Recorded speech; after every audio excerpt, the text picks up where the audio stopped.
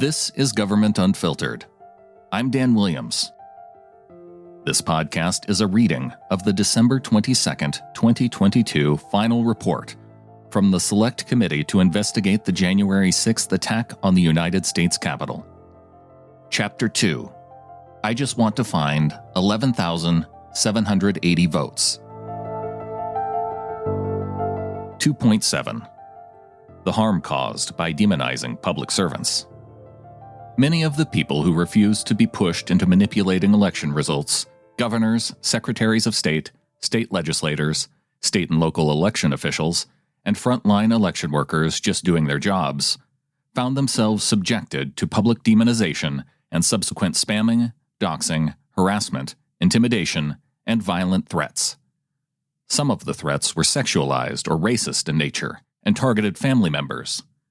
President Trump never discouraged or condemned these tactics, and in fact, he was an active participant in directing his supporters, through tweets and speeches, to apply pressure to public servants who would not comply. President Trump and his team were not above using incendiary rhetoric or threats to achieve their goal of overturning the election. Giuliani said so before the purported hearing in Michigan in December. Recall that he told an online audience, "There's nothing wrong with putting pressure on your state legislators. And you have got to get them to remember that their oath to the Constitution sometimes requires being criticized. Sometimes it even requires being threatened." That pressure came privately and publicly in the post-election period. Privately, for example, President Trump called Michigan Senate Majority Leader Mike Shirkey 3 times after their White House meeting: November 21st, November 25th, and December 14th. Shirkey did not recall many specifics of those calls, and claimed he did not remember the president applying any specific pressure. The day after one of those calls, however, Shirkey tweeted that our election process must be free of intimidation and threats, and it's inappropriate for anyone to exert pressure on them. From this and other public statements, it is clear that Shirkey was sensitive to outside forces pressuring people with roles in the election. In fact, the same day that the Electoral College met and voted former Vice President Joe Biden as the winner of the 2020 presidential election, Shirkey received another call from President Trump and issued another public statement. Shirkey's statement that day, December 14, 2020, read, "Michigan's Democratic slate of electors should be able to proceed with their duty free from threats of violence and intimidation, and it is our responsibility as leaders to follow the law." Publicly, President Trump used both Twitter posts and paid social media and cable television ads to advance his pressure campaign. In Arizona, for example, President Trump used social media to both praise and criticize legislators. When Speaker Bowers and Senate President Karen Fann requested an audit of Maricopa County's election software and equipment, President Trump publicly commended them, retweeting a press release about their announcement and commenting, "Thank you to Senate President Karen Fann and House Speaker Russell Bowers, and all for what you are doing in Arizona. A fast check of signatures will easily give us the state." But just days later, President Trump assailed Bowers for opposing a special session to appoint new electors. He retweeted a post by campaign lawyer Christina Bobb that accused Bowers of intentionally misleading the people of Arizona, and that included a demand by Stop the Steal organizer Ali Alexander for 50,000 phone calls to Rusty Bowers right the heck now to threaten him with a primary challenge. And as his efforts to change the outcome of the election continued to meet resistance, President Trump personally approved a series of advertisements that the campaign ran on cable television and social media in several important states. One advertisement in Arizona called for pressure on Governor Ducey in particular, alleging, "The evidence is overwhelming. Call Governor Ducey and your legislators. Demand they inspect the machines and hear the evidence." Another claimed that illegal aliens voted, and here in Arizona, Trump votes were discarded. "It's an outrage. Call Governor Ducey and your legislators at 602-542-4331. Demand they inspect the machines and hear the evidence.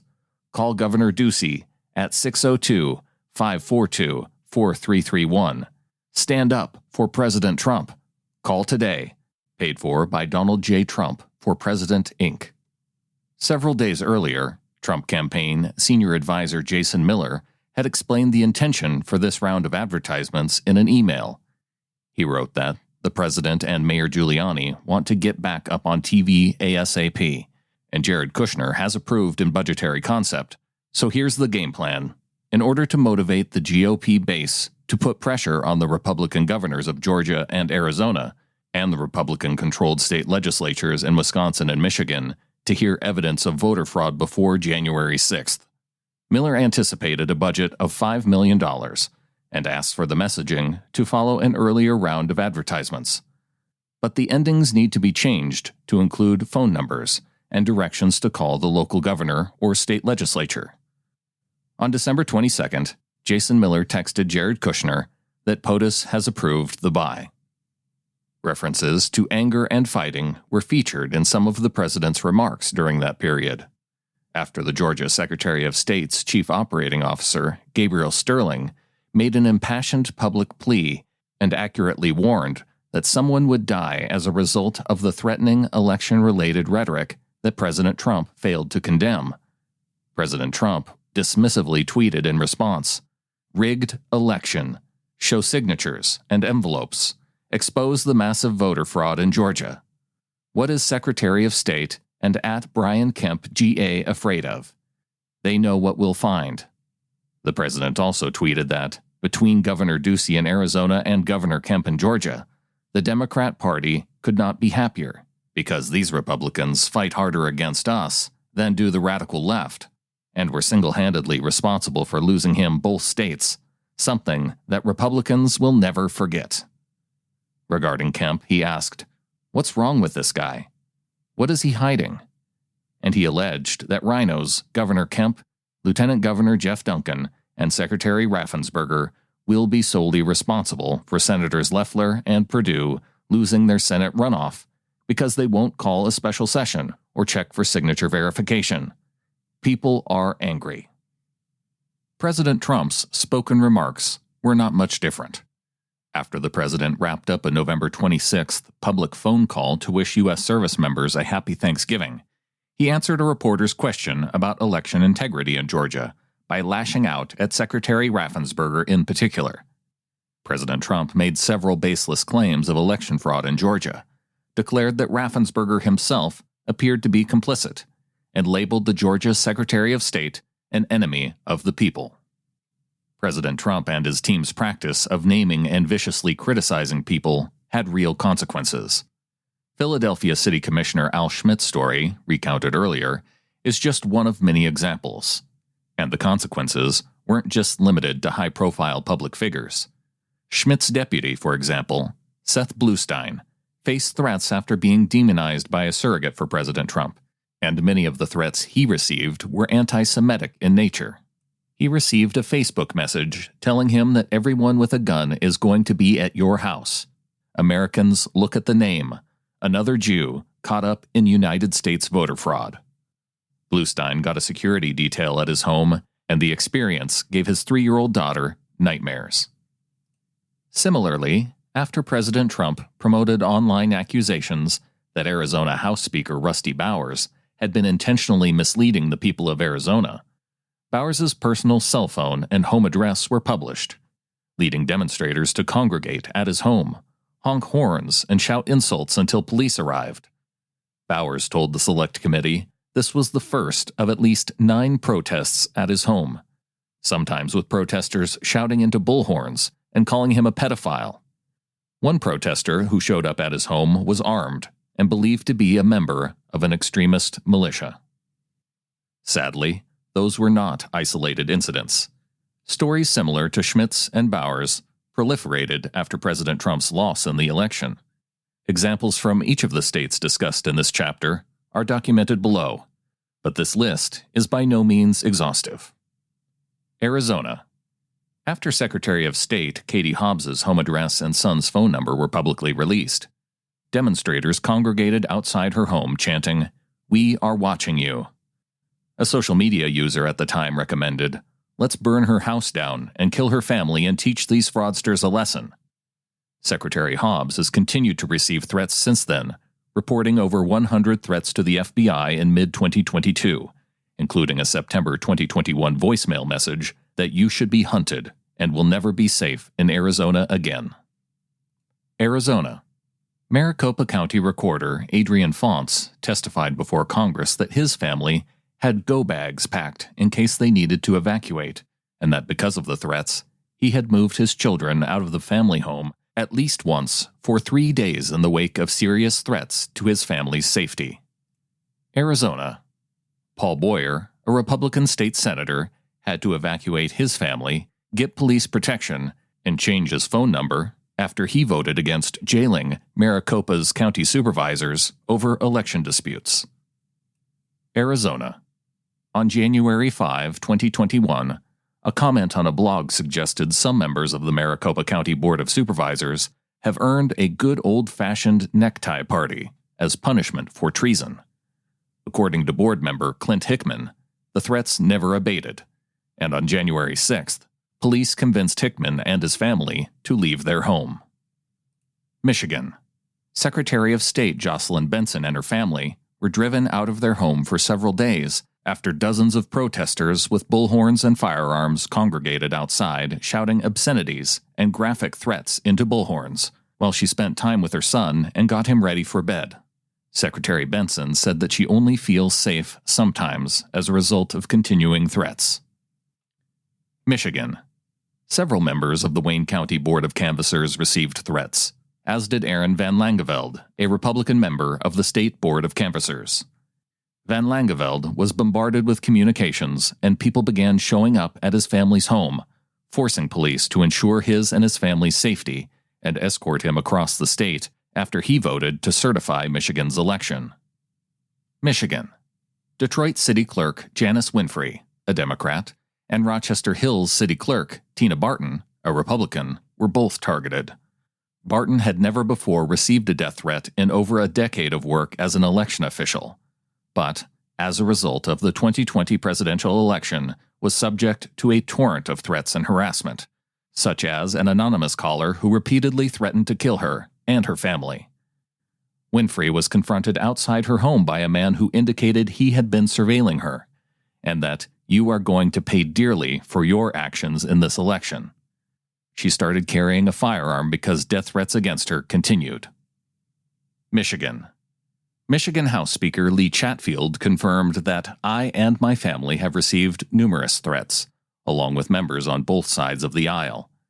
This included the top Democrat on Michigan's House Oversight Committee, Representative Cynthia Johnson, who was threatened with lynching after she challenged the witnesses that Giuliani offered to her committee. One caller who allegedly threatened to kill Representative Johnson and wipe out her family in December 2020 called the Capitol again on the morning of January 7, 2021, and said that everyone better get out of the building because it'll fucking explode. Pennsylvania. Secretary of the Commonwealth, Kathy Bookvar, said she received so many threats I didn't feel comfortable walking the dog on the street. This included a message in November 2020 threatening to murder her in her home at night, forcing her and her husband to flee for a week. Another voicemail she received after certifying Pennsylvania's election results threatened, "You crooked effing bitch, you're done." Pennsylvania. House Speaker Brian Cutler told the Select Committee there were at least 3 protests outside either his district office or his home, and that his then 15-year-old son was home by himself for the first one. Senate Jake Corman's spokesperson revealed in December 2020 that he, too, was being subjected to violent threats, something Senate Majority Leader Kim Ward also received. Pennsylvania. Philadelphia City Commissioner Omar Sabir spent several nights evacuated from his home and continued to receive death threats a year after the 2020 election, reflecting that, "I feel anxiety every time I walk outside of the house." Commissioner Lisa Deely, another City Commission colleague, also received death threats and said she suffers occasional anxiety attacks as a result. Georgia. After Georgia Secretary of State Brad Raffensperger's email and phone number were published, he said that he and his wife received frequent hostile messages, some of which typically came in sexualized attacks. As a result, the Secretary's wife canceled visits from their grandchildren out of fear for the kids' safety.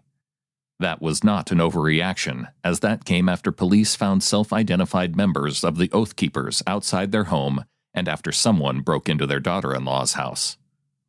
Georgia. On January 5, 2021, Governor Kemp and Secretary Raffensperger were reportedly named in a Craigslist post, encouraging people to put an end to the lives of these traitors. Georgia. Fulton County Elections Director Richard Barron was named and depicted on screen in the video President Trump played at his December 5th rally. He said that this incident led to a spike in death threats targeted at election workers, including himself. His team's registration chief, Ralph Jones, received death threats following the election, including one calling him a nigger who should be shot, and another threatening to kill him by dragging his body around with a truck. Georgia. Election offices in 10 Georgia counties received emailed threats of bombings that would make the Boston bombings look like child's play, and that the death and destruction would continue until Trump is guaranteed to be POTUS. One of the most striking examples of the terror that President Trump and his allies caused came in Georgia, where election workers Ruby Freeman and Shay Moss, mother and daughter, were besieged by incessant, terrifying harassment and threats that often evoked racial violence and lynching, instigated and incited by the President of the United States. As described earlier, in a state legislative hearing in Georgia, Giuliani publicly and baselessly accused Freeman and Moss of engaging in criminal conduct. He showed a video of Freeman passing Moss a ginger mint before claiming that the two women, both black, were smuggling USB drives as if they're vials of heroin or cocaine. President Trump seemed fixated on Freeman and Moss too. He played surveillance video showing them inside the State Farm Arena at a December 5th rally in Georgia, and mentioned Freeman by name 18 times during the January 2nd call to Secretary of State Raffensperger, in which he asked the Secretary to simply find enough votes to ensure victory. Freeman's and Moss's lives were forever changed. After their contact information was published, they were besieged by the president's supporters. In early December 2020, Freeman told police she had received hundreds of threats at her home. Moss's son also started receiving threatening phone calls, including one stating he should hang alongside his nigger mama. In the wake of President Trump's December 5, 2020 rally, Freeman called 911 because strangers had come to her home, trying to lure her out, sending threatening emails and text messages. She pleaded with the 911 dispatcher for help after hearing loud banging on her door just before 10 p.m. "Lord Jesus, where's the police?" she asked the dispatcher. "I don't know who keeps coming to my door. Please help me." Ultimately, Freeman fled from her own home based on advice from the FBI. She would not move back for months. In her testimony to the Select Committee, Freeman recounted how she had received hundreds of racist, threatening, horrible calls and messages, and that now there is nowhere I feel safe. Nowhere. But it's not just a sense of security that the president and his followers took from Freeman. She told the Select Committee that she also lost her name and reputation. "My name is Ruby Freeman. I've always believed it when God says that He'll make your name great, but this is not the way it was supposed to be. I could have never imagined the events that followed the presidential election in 2020. For my entire professional life, I was Lady Ruby. My community in Georgia, where I was born and lived my whole life, knew me as Lady Ruby. Now I won't even introduce myself by my name anymore. I get nervous when I bump into someone I know in the grocery store who says my name. I'm worried about who's listening. I get nervous when I have to give my name for food orders. I'm always concerned of who's around me. I've lost my name, and I've lost my reputation. I've lost my sense of security, all because a group of people, starting with number 45 and his ally Rudy Giuliani, decided to scapegoat me and my daughter Shay to push their own lies about how the presidential election was stolen." Freeman's sense of dread is well-founded. According to federal prosecutors, a member of the Oath Keepers militia, convicted of multiple offenses for his role in the January 6th insurrection, had a document in his residence with the words "death list" written across the top. His death list contained just 2 names, Ruby Freeman, and Shay Moss. Episodes of Government Unfiltered are produced without any additional commentary and created based on the value for value model. And I'd like to thank the following names for coming in with a donation over the past 2 chapters, starting with Caitlin Hammer, Yvonne Dobson, Richard Jensen, James Gramillion, and Kirsty Morell. Thank you to all of you for helping to provide an open and available reading of this document. If you'd like to make the list of supporters following Chapter 3, you may support the podcast by going to governmentunfiltered.com and clicking the support button. You can also click the contact button and ask for an address if you'd prefer to mail a check. You could also support monthly at patreon.com/timberlanemedia. Follow the show on Twitter @govunfiltered or on Facebook at facebook.com/governmentunfiltered. Thank you for listening.